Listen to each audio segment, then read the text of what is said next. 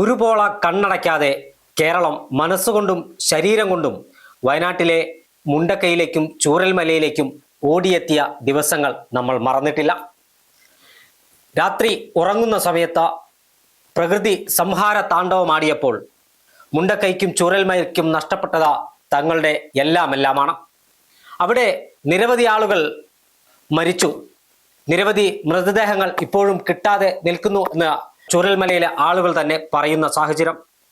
ഒരു രാത്രി ഇരുട്ടി വെളുത്തപ്പോൾ സർവ്വതും നഷ്ടപ്പെട്ട മുണ്ടക്കൈയിലെയും ചൂരൽമലയിലെയും ആളുകളെ ചേർത്ത് പിടിക്കുന്നത് പിന്നീട് നമ്മൾ കണ്ടു. കേരളം ഒന്നടങ്കം ഇവർക്ക് കാവലായി നിന്നു. കേരളം മാത്രമല്ല, രാജ്യത്തിന്റെ വിവിധ ഭാഗങ്ങളിൽ നിന്ന് സഹായം ഒഴുകിയെത്തി. ഒടുവിൽ സർക്കാർ ഇടപെട്ട് അവിടെ ടൗൺഷിപ്പ് നിർമ്മാണം ഏറ്റെടുത്തു.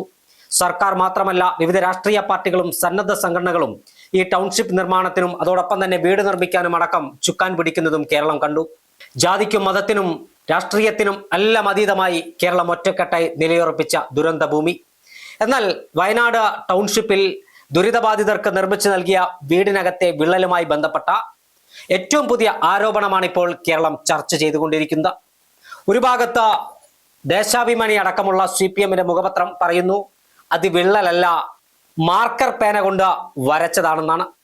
കേരളത്തിന്റെ കാവൽ മന്ത്രിസഭയിലെ റവന്യൂ മന്ത്രിയായ കെ രാജൻ അവിടെ എത്തി ആ വര മായ്ക്കുന്നതും നമ്മൾ കണ്ടു. എന്നാൽ ആ വീടിന്റെ ഉടമസ്ഥൻ പറഞ്ഞു ഇത് മാർക്കർ കൊണ്ട് വരച്ചതല്ല, ഇതാ വിള്ളലാണ്. ഊരാളുങ്കൽ ലേബർ കോപ്പറേറ്റീവ് സൊസൈറ്റി എന്ന വടകര ആസ്ഥാനമായി പ്രവർത്തിക്കുന്ന സൊസൈറ്റിയാണ് ഇതിന്റെ നിർമ്മാണ ചുമതല ഏറ്റെടുത്തത്. ഊരാളുങ്കലിന് കരാർ നൽകിയ അന്ന് മുതൽ തന്നെ നിരവധിയായ രാഷ്ട്രീയ ആരോപണങ്ങൾ ഇതിനെതിരെ ഉയർന്നിരുന്നു. എന്നാൽ ഈ ആരോപണങ്ങളെല്ലാം വകഞ്ഞു മാറ്റി സർക്കാർ ഊരാളുങ്കലിന് കരാർ നൽകുകയും ഈ ടൗൺഷിപ്പ് നിർമ്മാണത്തിന്റെ ആദ്യഘട്ടം പൂർത്തീകരിച്ച് തെരഞ്ഞെടുപ്പ് പ്രഖ്യാപനത്തിന് തൊട്ടുമുമ്പ് മുഖ്യമന്ത്രി പിണറായി വിജയൻ നേരിട്ട് ചെന്ന് ഈ ടൗൺഷിപ്പിന്റെ ഉദ്ഘാടന കർമ്മം നിർവഹിക്കുകയും ചെയ്തു.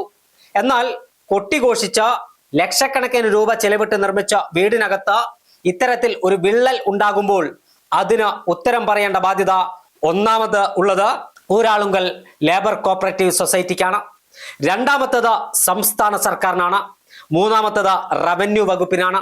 ആർക്കും ഇതിൽ കൈ കഴുകാൻ പറ്റില്ല.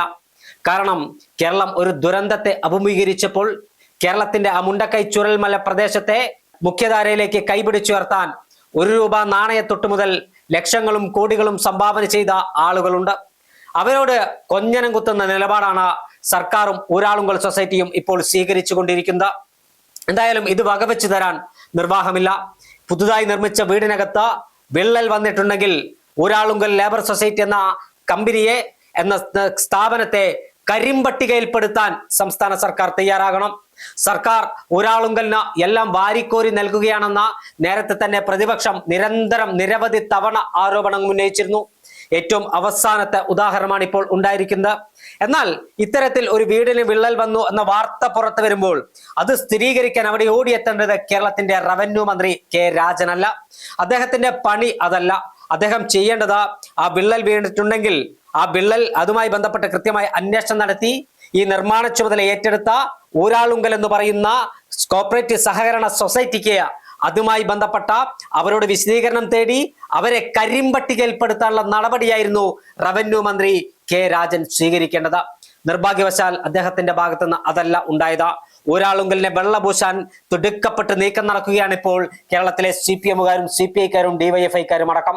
മുണ്ടക്കൈയിലെയും ചൂരൽമലയിലെയും സാധാരണക്കാരന്റെ കണ്ണീരിൽ ഈ സംസ്ഥാന സർക്കാരും CPMും CPIയും അതോടൊപ്പം തന്നെ ഊരാളുങ്കൽ കോപ്പറേറ്റീവ് സൊസൈറ്റിയും ഊരാളുങ്കൽ ലേബർ കോപ്പറേറ്റീവ് സൊസൈറ്റിയും വെന്തുരുകുമെന്ന കാര്യത്തിൽ തർക്കമില്ല.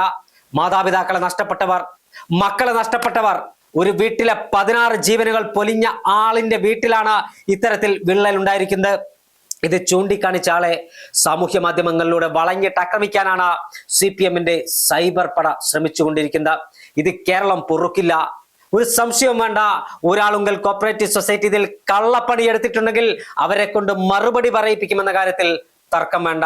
പ്രത്യേകിച്ച് കേരളത്തിന്റെ കണ്ണീരായി മാറിയ, കേരളത്തിന്റെ നോവായി മാറിയ, കേരളത്തിന് ഇപ്പോഴും ഉണങ്ങാത്ത മുറിവായി മാറിയ മുണ്ടക്കൈ ചൂരൽമല ദുരിതബാധിതരുടെ അവർക്ക് കേരളം നൽകിയ, കേരളത്തിന്റെ പുറത്തുള്ള രാഷ്ട്രീയക്കാരും വിവിധ സംസ്ഥാന സർക്കാരുകളും വിവിധ സന്നദ്ധ സംഘടനകളും വിവിധ ആളുകളും നൽകിയ പണത്തിൽ നിന്ന് കൈയിട്ട് വാരുന്ന ആരായാലും ശരി, അവർ ഈ ദുരന്തബാധിതരുടെ കണ്ണീരിൽ വെന്തുരുകും ചാരമാകുമെന്ന കാര്യത്തിൽ ഒരു തർക്കവും വേണ്ട.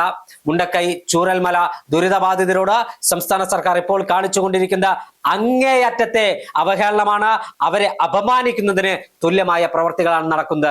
വരും ദിവസങ്ങളിൽ ഇതുമായി ബന്ധപ്പെട്ട കൂടുതൽ വിശദാംശങ്ങൾ പുറത്തുവരും. ഇതിനും ഒരാളുകൾ ലേബർ കോപ്പറേറ്റീവ് സൊസൈറ്റിയും സംസ്ഥാന സർക്കാരും മറുപടി പറഞ്ഞേ മതിയാകൂ.